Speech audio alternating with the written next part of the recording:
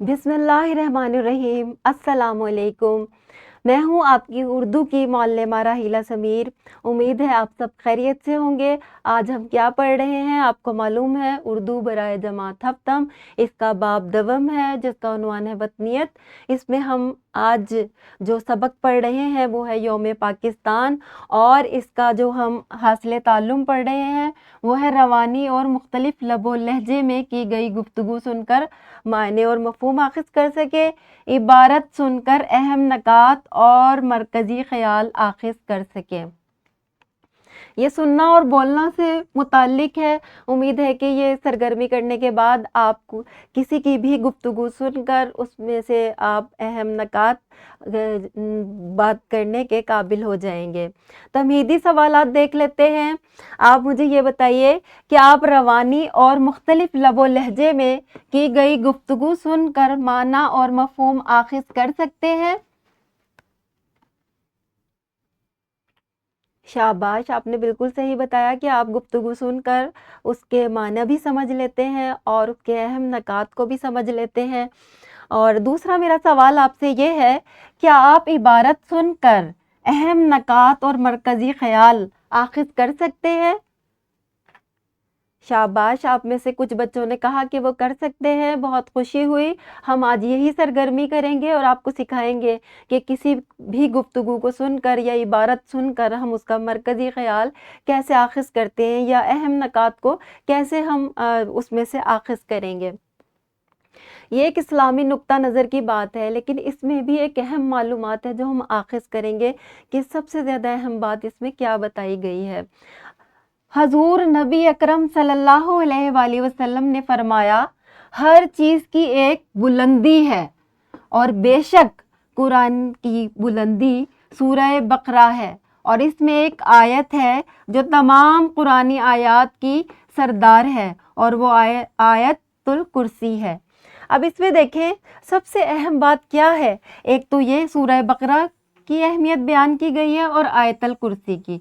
आप अगर इसमें से मालूमात आखिज़ करें तो आप कहेंगे कि सूरह बकरा कुरान मजीद की सबसे फ़जीलत वाली सूरत है, और इसमें से जो आयत मुबारका इसमें मौजूद है आयतल कुर्सी, उसकी भी सबसे ज़्यादा फ़जीलत है। ये दो बातें जो हैं इसमें बताई गई हैं जो कि हमने आखिज़ कर ली हैं।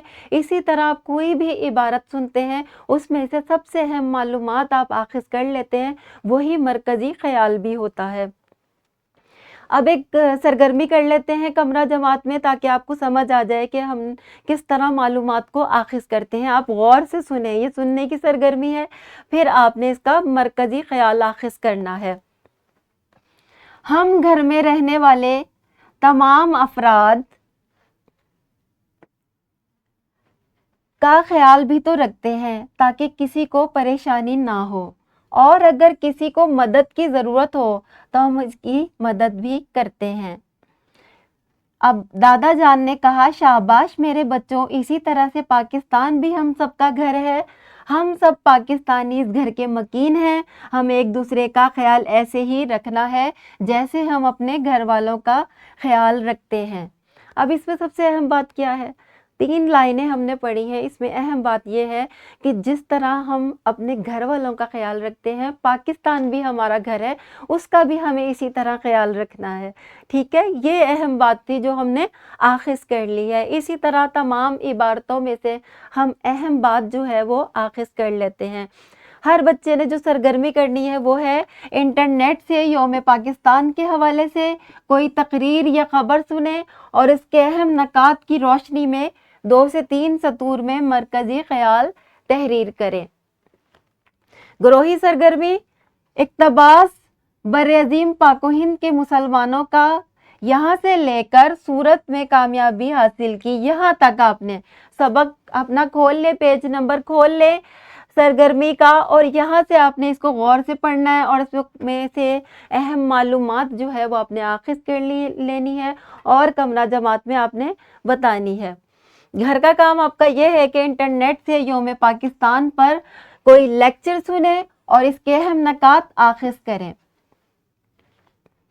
یہ ایک ورک شیٹ ہے جو کہ اس ویڈیو کے ڈسکرپشن میں موجود ہے. اس کے علاوہ ایک QR کوڈ ہے, اس کو اسکین کر کے دیکھیں, آپ کو کچھ سننے کو ملے گا. ایک تقریر ہے جس کے اہم نکات آپ نے سن کر اہم نکات باہر نکالنے ہیں اور دوسروں کو بتانے ہیں. یہ سرگرمی کریں گے تو آپ کو بولنے میں کافی زیادہ آسانی ہوگی. ملتے ہیں اگلے لیکچر میں, تب تک کے لیے اللہ حافظ.